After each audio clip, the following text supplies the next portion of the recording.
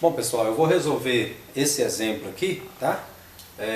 De uma planta bem simples aqui, é só como modelo, né? Só para a gente entender. E eu vou dimensionar essa viga intermediária aqui, ó, ok? Essa vigazinha aqui. Eu escolhi o vínculo RR, né? Isso é critério de projeto, tá?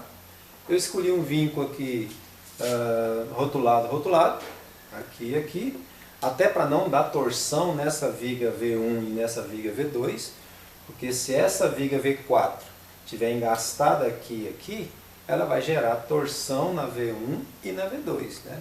Então, até para não gerar essa torção, eu escolhi um vínculo rotulado aqui. E também para que eu possa calcular, né, os esforços aí manualmente, né? Sem ter que usar F-Tool ou qualquer outra ferramenta, ok? Então, a dimensão da parede que vai sobre essa viga vai ser de 15 por 300 centímetros, ou seja, 15 centímetros de largura, 3 metros de altura. Vamos escolher aí um peso específico, né, para essa parede aí, de 15 kN por metro cúbico, tá? Geralmente a gente usa um peso específico para parede entre 13 e 16, tá?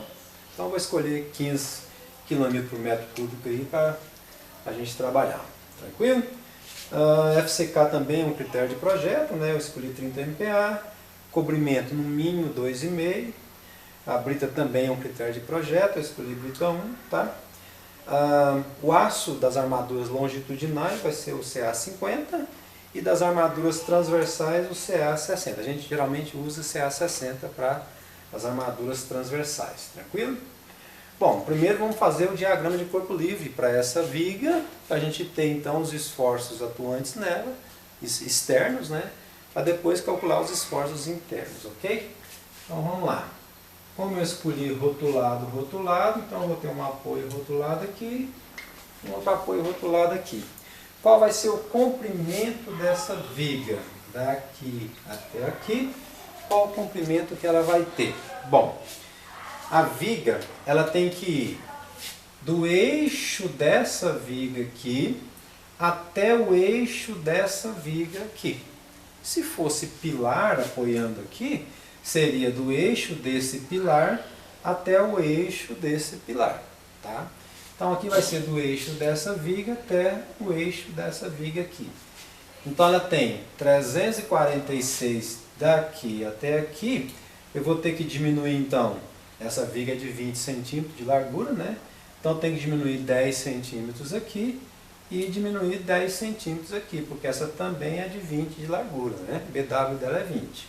Então 10 centímetros aqui e 10 centímetros aqui. Então tem que diminuir 20 centímetros nesse comprimento que foi dado de extremidade até extremidade, né?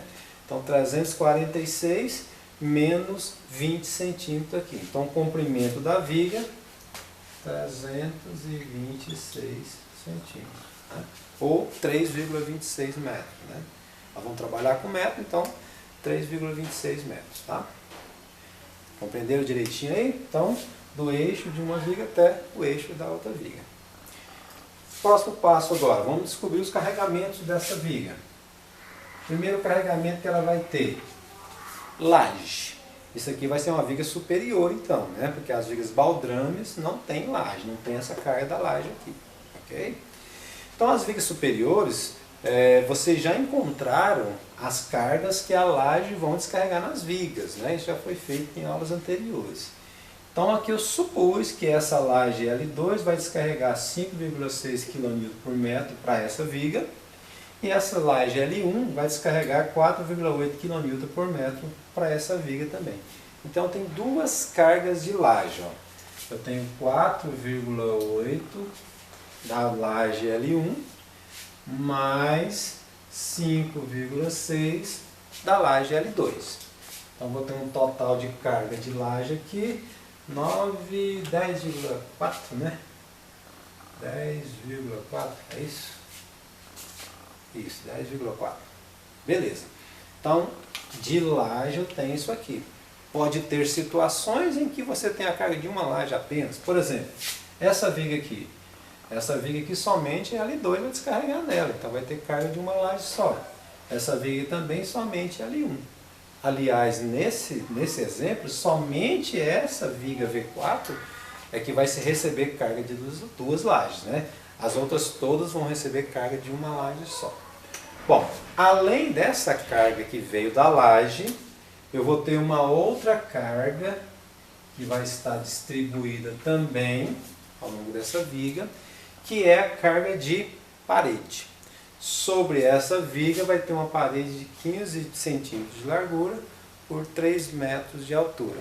Vamos calcular então a carga dessa parede. Bom, para calcular a carga da parede, basta pegar a seção dela, que é 15 por 300, né? Ou 0,15 vezes 3, que é a seção, vezes o peso específico dela, que é um critério de projeto também. Então aqui 15 que foi escolhido, vezes 15, então tem uma carga de 6,75 kN por metro. Então 6,75 kN por metro. Beleza. Então carga de laje, carga de parede. No caso de vocês, a baldrame tem carga de parede bem considerável, né? Uma parede bem alta aí. Bom, além desses carregamentos, para essa viga, eu vou ter ainda o peso próprio dela, que é uma carga para essa viga também. O peso próprio dela é a seção da viga, 15 por 30, vezes o peso específico do concreto armado, né? A viga é de concreto armado, então 0,15 vezes 0,30 vezes 25, que é o peso específico do concreto armado. Então 1,125. 1,125 é a carga dela. Então, a carga que essa viga vai receber são só esses aí. Nesse caso aqui, né? Eu poderia ter uma outra viga descarregando nela. Se eu tivesse uma viga, por exemplo, chegando aqui no meio, seria uma carga pontual para essa viga, né? Eu teria que calcular a outra viga primeiro, achar a reação do apoio para ela, e essa reação de apoio eu colocaria como carga pontual aqui, né? Então teria uma carga pontual sobre ela aqui. Mas nesse caso não existe essa viga, então somente esses carregamentos. Juntando tudo isso aí, então, 6,75 mais 10,4 vai dar 18,275. Então tem uma carga de 18,275 kN por metro.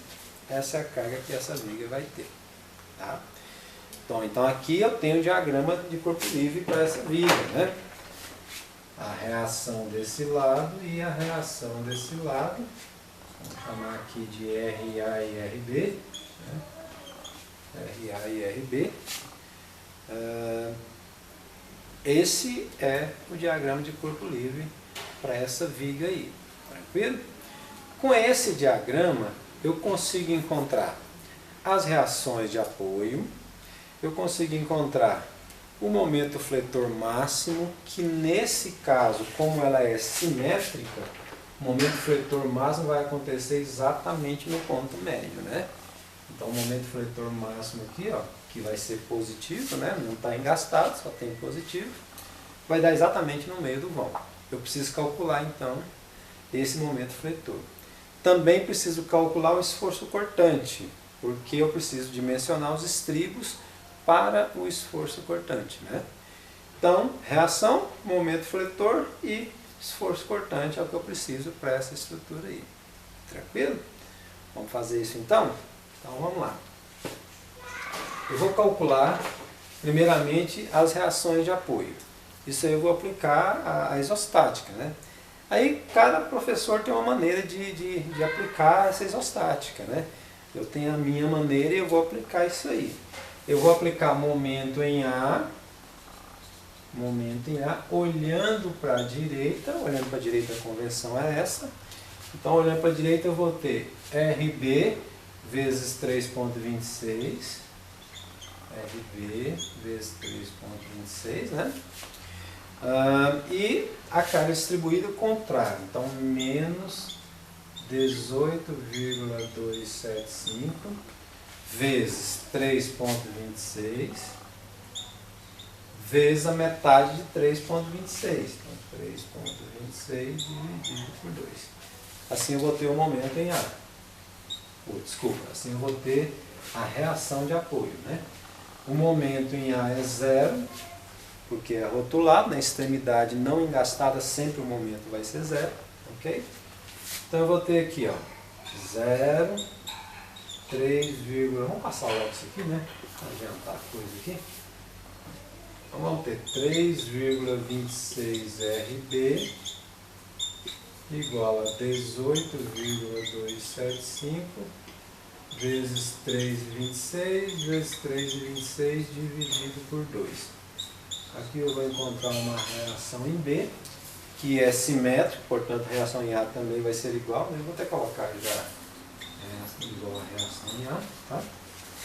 Então 18,275 vezes 3,26 vezes 3,26 dividido por 2 dividido por 3,26. Então vai dar 29,79. 29,8 kN aproximadamente. Ok? Isso é o valor da reação de apoio, né? Então isso aqui vale 29,8 e aqui também 29,8. Tem uma maneira mais fácil de fazer isso, professor? Claro que tem. Você pegar essa carga, multiplicar isso aqui e dividir por 2, tem que dar o valor dessas reações, porque ela é simétrica, né? Mas eu fiz questão de fazer por isostática, porque pode ter situações diferentes aí em que seja necessário aplicar a isostática, né? Bom, com a reação em mão agora, eu vou calcular agora o momento fletor máximo. Momento positivo.